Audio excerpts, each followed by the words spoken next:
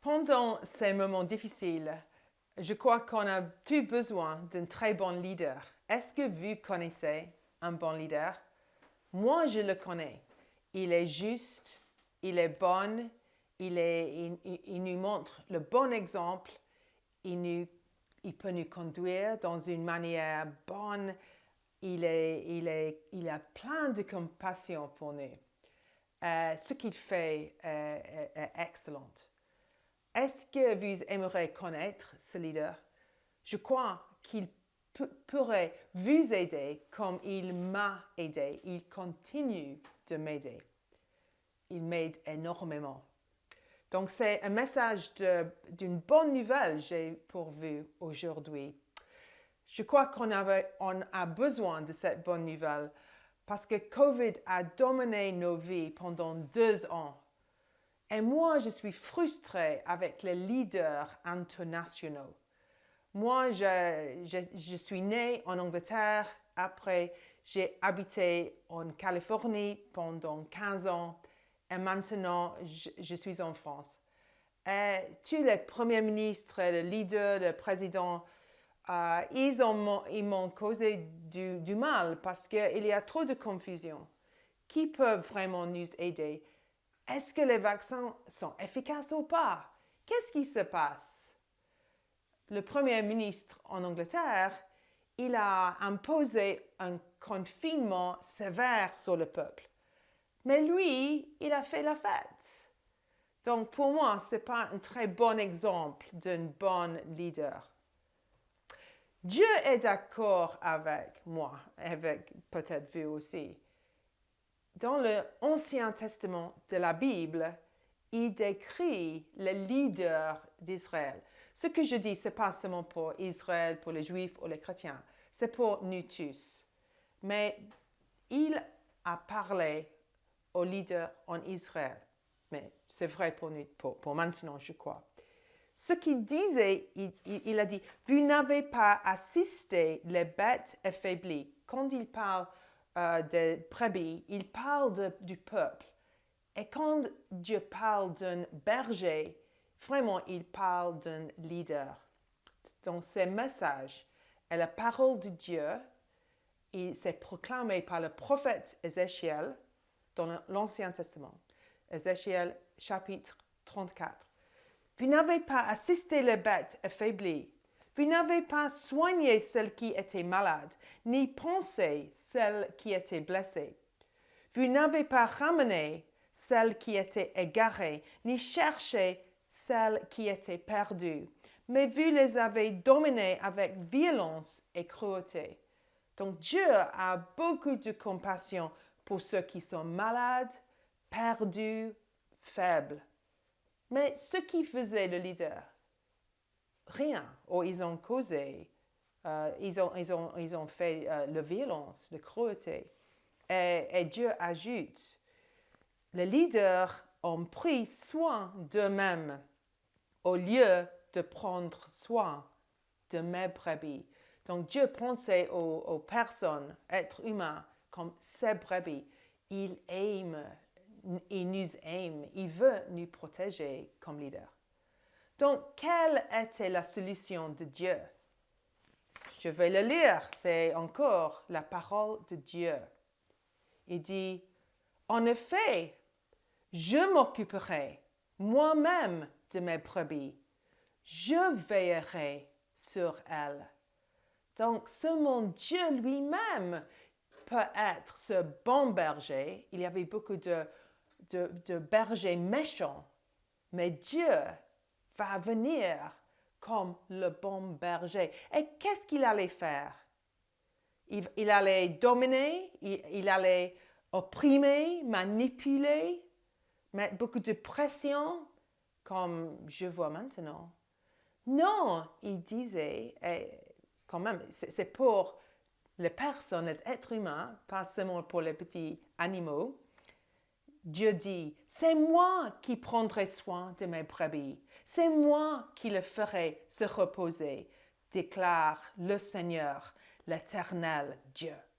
J'irai à la recherche de celle qui est perdue, je ramènerai celle qui s'est égarée, je panserai celle qui est blessée et j'assisterai celle qui est affaiblie.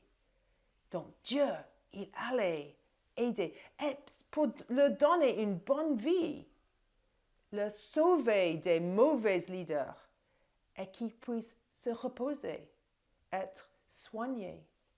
Donc, le peuple d'Israël, ils attendaient l'arrivée de ce bon berger, le sauveur, Dieu lui-même, qui viendrait entre eux. Ils devaient attendre des siècles.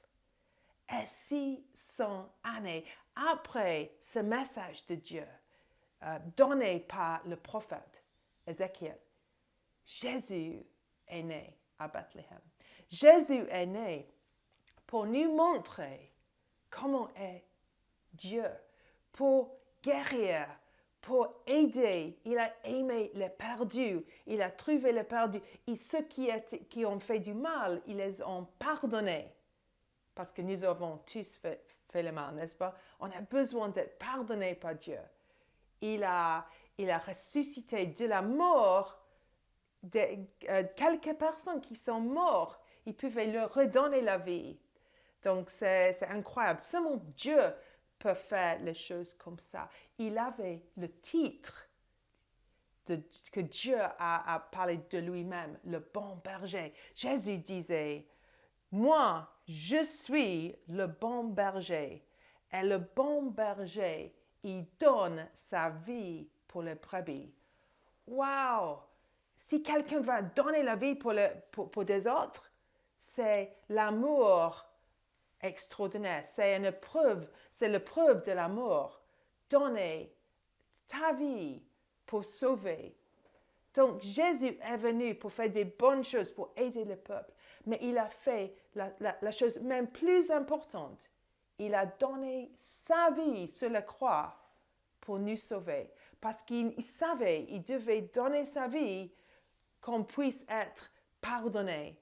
Parce que nous méritons la mort. Il a pris notre place sur la croix pour pouvoir nous libérer de punitions, d'être mort pour toujours.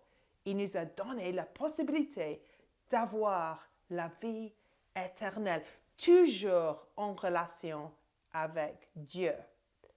Donc ça, c'est vraiment ce que Jésus a fait. Mais Jésus, en l'évangile de Jean, chapitre 10, il décrit le bon berger. Comment est le bon berger? C'est un peu une histoire. Lui, le bon berger, nous, les brebis. Et je vais lire un petit peu de cette histoire. Vous pouvez le lire dans la Bible.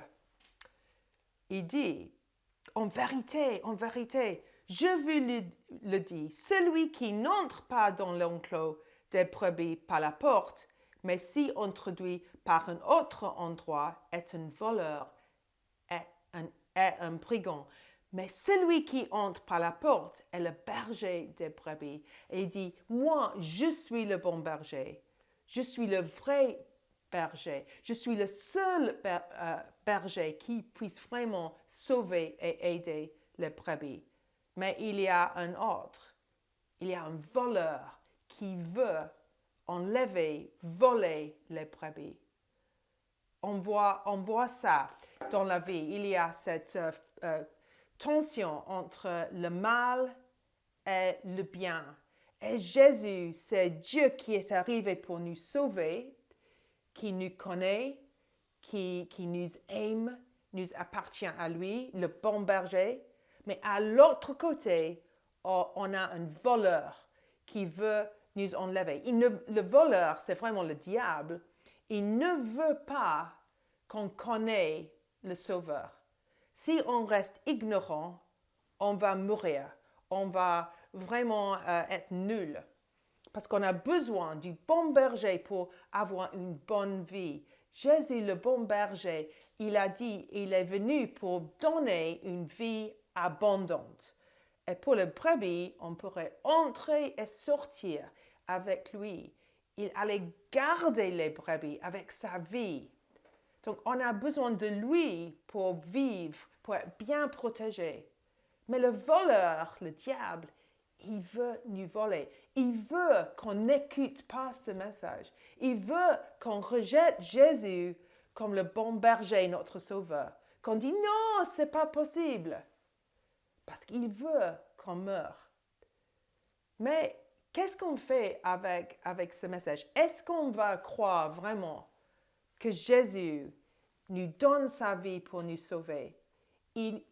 Avec cette histoire, il dit, le bon berger, il connaît ses brebis, il les appelle par leur nom, Sean, Mohamed, Martine, il nous connaît. Il veut, venez, suivez-moi, je t'aime, venez, je te connais. Ou est-ce qu'on rejette? Est-ce qu'on va suivre? Est-ce qu'on va aller avec un voleur? Quelqu'un qui ne nous aime pas du tout? Est-ce qu'on va écouter les mensonges de l'ennemi? Qu'on va aller bien sans Jésus? Donc vraiment, l'invitation, c'est rester avec le bon berger. Jésus dit, on doit écouter, entendre sa voix et on doit le suivre. Mais il dit aussi, je vais lire, j'ai encore d'autres brebis qui ne sont pas de cet enclos. Celles-là aussi, il faut que je les amène. Elles écouteront ma voix et il y aura un seul troupeau, un seul berger. Donc il sait que beaucoup de vous n'appartiennent pas en ce moment à lui, à Jésus. Il le sait. Mais il dit, je dois les rechercher parce qu'ils doivent me suivre. Parce que si vous ne suivez pas Jésus, vous êtes perdus. Vous avez un destin de mourir, d'être séparés de Dieu. Parce que Jésus dit, je suis le chemin. Je suis le seul chemin. Je suis la seule vérité. Je suis la seule possibilité d'aller au Dieu. Je suis le seul parce que vraiment Jésus est Dieu. Il a dit aussi, moi et mon Père, nous sommes un. Mon Père qui me les a donnés, les brebis, est plus grand que tous. Et personne ne peut les arracher à la main de mon Père. Le Père et moi, nous sommes un. Donc, Jésus dit, j'ai l'autorité de Dieu parce qu'on est un seul Dieu. Et je viens, le bon berger, Dieu qui est venu sur la terre pour nous sauver. Et suivez-moi. Sinon, le voleur va vous arracher. Si tu disais, je ne sais pas s'il y a un Dieu, je ne sais pas qui est Dieu, tu es loin de l'enclos. Jésus protège ses propres brebis, mais vous devez choisir. Est-ce que vous allez écouter sa voix, suivre Jésus, ou est-ce que tu vas aller avec le voleur? Jésus vous invite, suivez-moi. Je vous aime, je vous connais, j'ai donné ma vie pour vous. Donc, je vous encourage d'écouter cette invitation. Et ça veut dire quoi dans ma vie quotidienne? Moi, je vois les problèmes de cette vie, ils ne disparaissent pas. Mais je suis Jésus, le bon berger. Il écoute ma voix, il me connaît, il me guide. Je lis la Bible tous les jours, je prie, je parle avec Jésus, j'écoute sa voix et il me donne la paix, le réconfort, la joie et l'encouragement. Et moi, je vais vivre avec lui pour toujours. Et j'espère que vous aussi vont le suivre parce qu'il est ton bon berger et il t'aime.